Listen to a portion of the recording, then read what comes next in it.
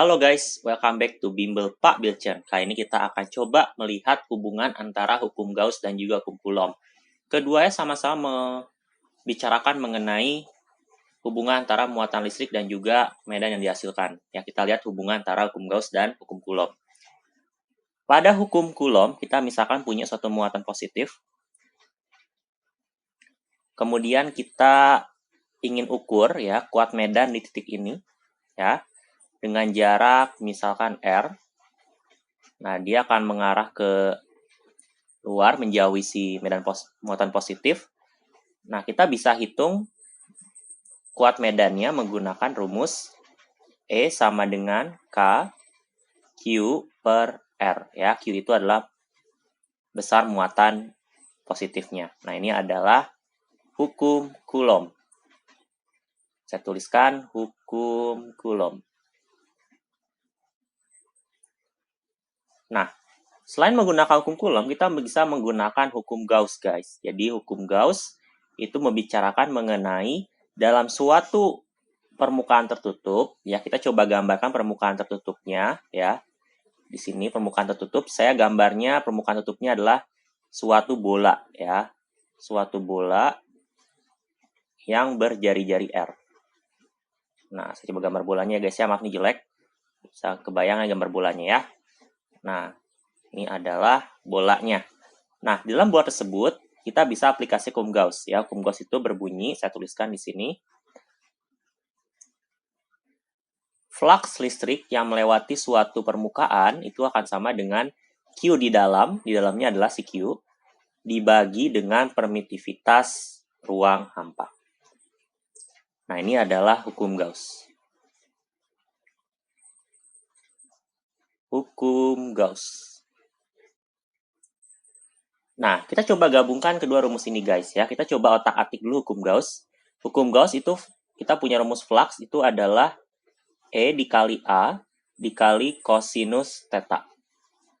Sama dengan Q per epsilon 0. Ya. Nah, theta itu adalah sudut antara si E dan juga normal A.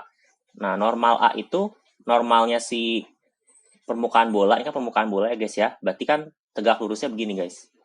Nah, ini A-nya tegak lurus sama si permukaan bolanya di sini. Sehingga mereka searah, berarti sudutnya 0. Kalau sudutnya 0, berarti cos-nya akan menghilang, ya, karena theta-nya sama dengan 0. Sehingga kita punya rumus E dikali A sama dengan Q per epsilon 0. Nah, sampai sini kita bisa tuliskan A itu luas permukaan bola, berarti 4 pi r kuadrat sama dengan Q per epsilon 0.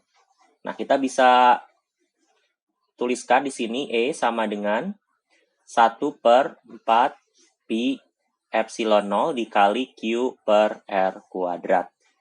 Nah, kita coba bandingkan sama si hukum Coulomb, guys. Hukum Coulomb itu ngomongin E-nya sama dengan K Q per R kuadrat. Nah, berarti kita dapat kesimpulan bahwa K, konstanta listrik yang selama ini kita gunakan, itu bisa didapat menggunakan rumus ini.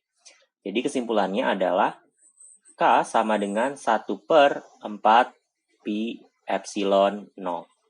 Nah, jadi ini adalah rumus K. Maksudnya guys ya, K itu adalah 9 kali 10 pangkat 9.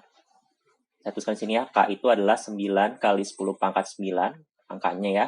Kalau epsilon 0 itu 8,85 kali 10 pangkat min 12. Coba masuk kalkulator, pasti dapat hasilnya sama, guys, ya. Nah, berarti kita bisa tuliskan hukum Coulomb yang lebih general, ya.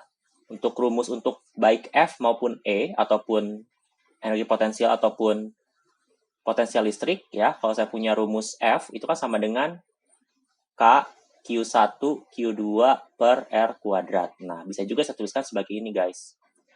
F sama dengan 1 per 4 pi epsilon 0 dikali Q1 Q2 per R kuadrat. Nah, juga berlaku untuk si E, guys, ya. Berarti E sama dengan 1/4 pi epsilon 0 dikali Q dikali per R kuadrat. Nah, ini juga berlaku. Dan juga berlaku untuk rumus energi potensial dan juga potensial listrik. Nggak ganti K-nya menjadi 1/4 pi epsilon 0. Jadi itu adalah pembahasan mengenai hubungan antara hukum Gauss dan juga hukum Coulomb. Mana yang kalian pilih, hukum Gauss atau hukum Coulomb? Ya. Jangan lupa untuk like, comment, and subscribe. And thank you. See you in the next video.